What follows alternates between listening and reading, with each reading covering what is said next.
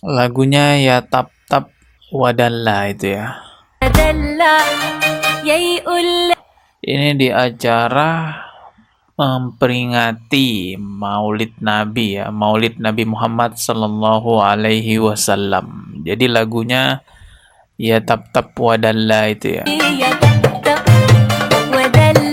Ya, masih banyak orang yang belum paham ya bahwa lagu ini tuh nggak ada kaitannya dengan solawat. Bahkan lagu ini yang menciptakan adalah seorang Kristen Ortodok.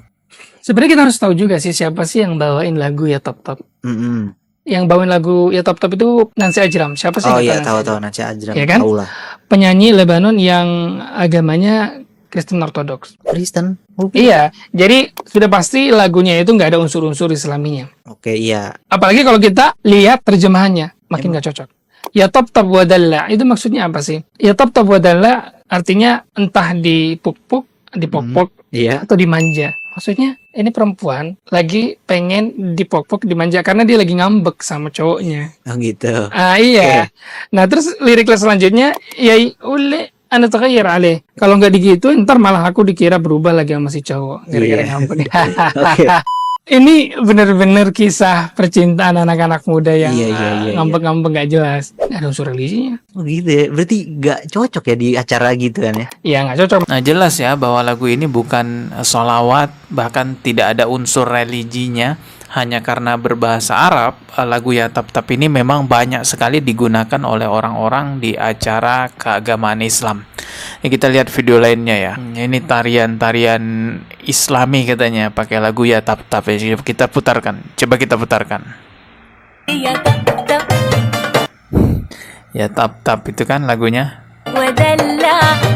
Ya nggak bisa saya putarkan panjang-panjang lagunya karena mengandung copyright. Intinya kita sudah tahu lah lagu yang digunakan adalah ya Tap Tap. Mereka mengira bahwa ya Tap Tap itu lagu religi, lagu Islami, bahkan ada yang menganggap ini solawat. Padahal bukan guys ya.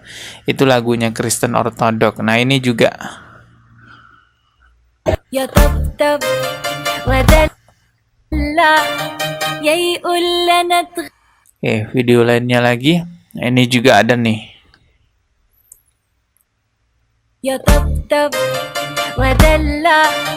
Yang perlu dipertanyakan sebenarnya gurunya. Kenapa mengajarkan muridnya seperti ini? Berarti gurunya yang nggak tahu ya kan? Banyak juga grup band solawat yang menyanyikan lagu ya Tap Tap ini karena menganggap bahwa ini lagu solawatan. Padahal bukan guys. Ini bukan lagu solawatan. Nih ada grup band solawat. Coba kita putarkan videonya.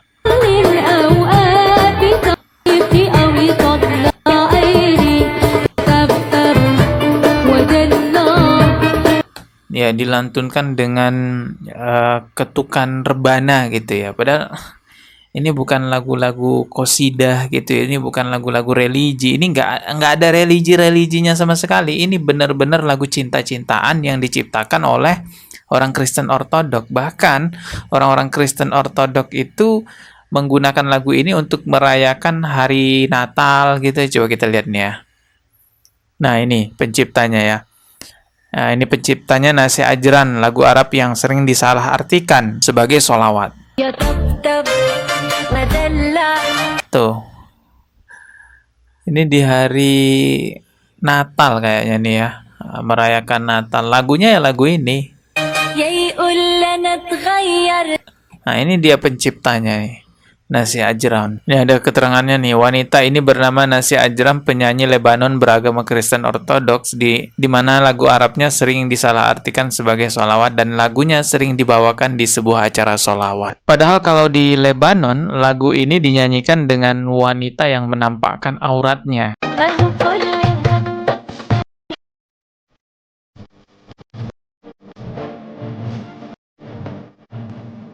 Nah, kalau di Indonesia malah dinyanyikan di Maulid Nabi, teman-teman ya. Ayolah masyarakat umat Islam Indonesia bangkit dari keterpurukan SDM rendah. Karena hal inilah yang mengakibatkan kita ditertawakan oleh orang-orang non-muslim di luaran sana.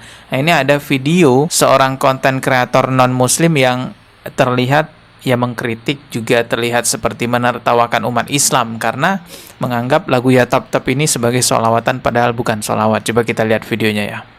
Teman-teman pernah ingat nggak ada Ya Tap Tap? Jadi dia itu nyanyi lagu Arab, judulnya Ya Tap Tap. Ternyata zong cuy. Ternyata itu bukan lagu solawatan begitu, tapi mereka nyanyikan solawatan. Padahal itu lagu-lagu cinta. Nah, itu kan. Itu pasti umat Islam yang dimaksud. Dikira itu lagu salawatan padahal bukan. Ternyata Ya Tap Tap itu lagu cinta-cintaan. Saya lanjut aja ke bagian sininya ya. Inti dari kritikannya.